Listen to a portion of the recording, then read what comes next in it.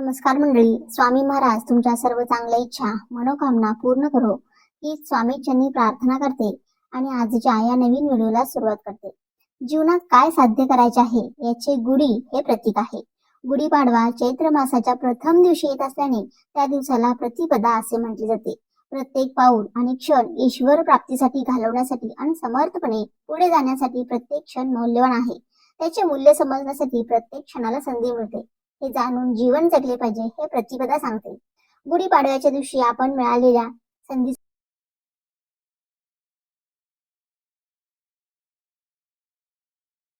उपयोग करून घेऊया. ध्येयाच्या दृष्टीने वाटचाल करताना प्रत्येक क्षण त्या दृष्टीने समर्थपणे पाऊल टाकणे म्हणजे प्रतिपदा. हिंदू नववर्षाची सुरुवात गुढीपाडव्यापासून होते. त्यामुळे आपल्या मराठी नवीन वर्षात येणारा पहिला सण म्हणजे गुढीपाडवा. चैत्र शुद्ध प्रतिपदा म्हणजे गुढीपाडवा आणि आपल्या हिंदू धर्मातील नवीन वर्षाचा पहिला दिवस तसेच वर्षातील पहिला सण म्हणून आपण गुढीपाडवा साजरा करतो. गुढीपाडवा हा केवळ एक सण नसून नवीन ऊर्जा आणि नवीन आशेचा सुरुवात मानला जातो. कारण गुढीपाडव्याच्या दिवशी सूर्याची किरणे पृथ्वीवर नवीन ऊर्जा आणि उत्साह पसरवतात. दारी उभारलेली गुढी हे विजयाचे, समृद्धी आणि मांगल्याचे प्रतीक असते. तसेच हा सण आपल्या जीवनामध्ये सुख समृद्धी घेऊन येतो. आणि सर्वात महत्वाचं म्हणजे गुढीपाडवा हा 3.5 मुहूर्तांपैकी एक मुहूर्त असल्याने हा संपूर्ण दिवस अतिशय शुभ मानला जातो. या दिवशी जर तुम्हाला एखादे चांगले कार्य करायचे असेल तरी त्यासाठी कोणताही मुहूर्त पाहण्याची गरज नाही. 3.5 मुहूर्तांपैकी एक पूर्ण मुहूर्त म्हणून गुढीपाडव्याची ओळख आहे. त्यामुळे तुम्ही या दिवशी कोणतीही वस्तू खरेदी करू शकता, वास्तू खरेदी करू शकता, नवीन व्यवसायाला सुरुवात करू शकता, नवीन उपक्रमांचा आरंभ करू शकता, तसेच सोने चांदी हे सुद्धा खरेदी करू शकता. घर खरेदी करू शकता, वाहन खरेदी करू शकता. या सर्व गोष्टींची खरेदी तुम्ही या शुभ दिवशी करू शकता. म्हणजे या दिवशी मोठ्या प्रमाणावर सुद्धा तुम्ही गुंतवणूक करू शकता.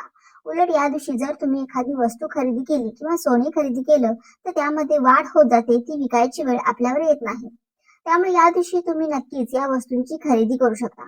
त्याचबरोबर या दिवसापासून तुम्ही जर एखादा व्यवसाय सुरू केला, नवीन उपक्रम सुरू केला तर त्यामध्ये तुम्हाला हमखास यश प्राप्त होते. इतका हा दिवस शुभ असतो.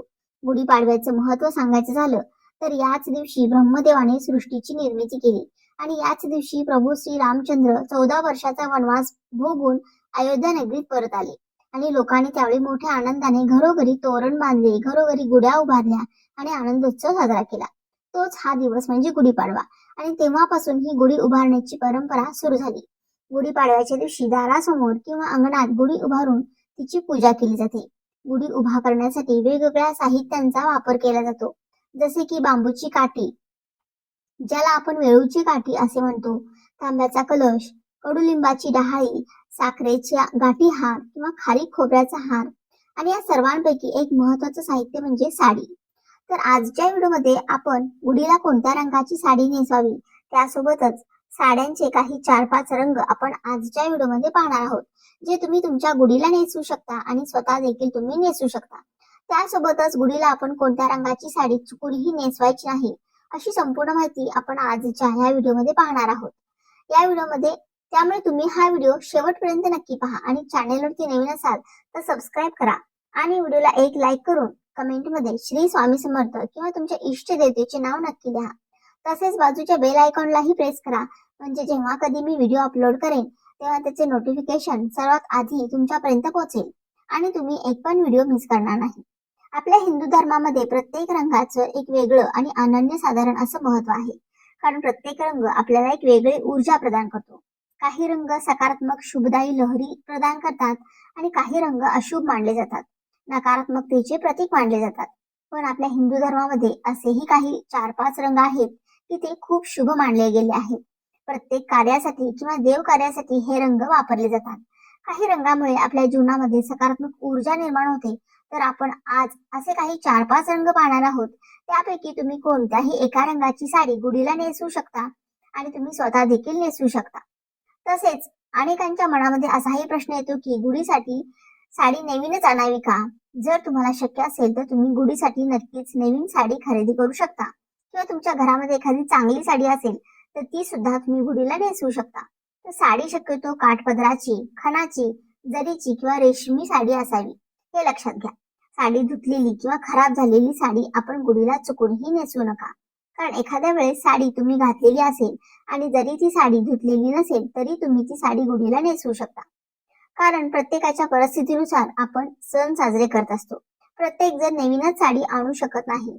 त्यामुळे जरी तुमच्याकडे साडी असेल आणि एखाद्या वेळेस तुम्ही घातली असेल आणि ती धुतलेली नसेल तर ती साडी सुद्धा तुम्ही गुढीला नेसवू शकता.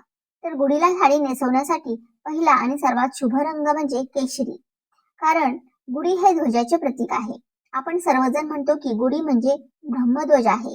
त्यामुळे केशरी रंगाची साडी जर तुमच्याकडे असेल, त्यामध्ये रेशमी, काठपदराची किंवा खणाची अशा प्रकारची तुमच्याकडे साडी असेल तरी तुम्ही ती साडी गुढीला नेसवू शकता. केशरी रंग हा खूप शुभ रंग आहे. केशरी रंगामधून सकारात्मक ऊर्जा प्रवाहित होत असते. त्यासोबतच केशरी रंग हा सूर्योदय आणि सूर्यास्ताचा रंग आहे. हा रंग शुद्धता आणि सेवेचे प्रतीक आहे. केशरी रंग दैवी शक्तीचे प्रतिनिधित्व करतो. कारण केशरी रंग शौर्य, बलिदान आणि वीरता याचे प्रतीक आहे. हा रंग आपल्या संस्कृती आणि धर्माच्या शाश्वतेचे प्रतीक मानला गेला आहे. याशिवाय आपल्या ज्ञान परंपरेतही अग्नीला खूप महत्वाचे स्थान आहे. जी अग्नी अंधकार आणि वाईटाचा नाश करते. त्यामध्ये लाल, पिवळा, भगवा रंग दिसतो, जो अंधारातून प्रकाशाकडे मार्ग दाखवतो. अशा प्रकारे या केशरी रंगाचे महत्व पाहता तुम्ही गुढीला केशरी रंगाची साडी अवश्य नेसवू शकता. हा रंग पाहिल्याने तुम्हाला नक्कीच सकारात्मक ऊर्जा आणि आनंद मिळेल. यानंतरचा दुसरा शुभ रंग सांगायचा झाला तर लाल रंग. लाल रंग सुद्धा आपल्या हिंदू धर्मामध्ये अतिशय शुभ मानला जातो. आपण कोणतीही पूजा मांडताना किंवा रोजची देवाची पूजा करताना शक्यतो लाल रंगाचे वस्त्र वापरतो. कारण माता लक्ष्मीला लाल रंग अतिशय प्रिय आहे. तसेच आपल्या सौभाग्यामधील कुंकू हे सुद्धा लाल रंगाचं असतं. हिंदू धर्मानुसार लाल रंग उत्साह, सौभाग्य, उमंग, ध्येय आणि नवीन जीवनाचे प्रतीक आहे. तसेच माता लक्ष्मीला सुद्धा लाल रंगाची फुले अतिशय प्रिय आहेत. त्यामुळे देव कार्यासाठी वापरला जाणारा तसेच देवांना प्रिय असणारा लाल रंग तुम्ही गुढीसाठी नक्कीच वापरू शकता. तुम्ही गुढीला लाल रंगाची साडी सुद्धा अवश्य नेसवू शकता. यानंतरचा तिसरा रंग म्हणजे पिवळा रंग. पिवळा रंग सुद्धा अतिशय शुभ आहे. आपल्या सौभाग्यामधील दुसरी आणि सर्वात महत्वाची वस्तू म्हणजे हळद. हळदीशिवाय कोणतीही पूजा अपूर्ण आहे. आणि सौभाग्यामधील सर्वात महत्वाची गोष्ट म्हणजे हळदी कुंकू.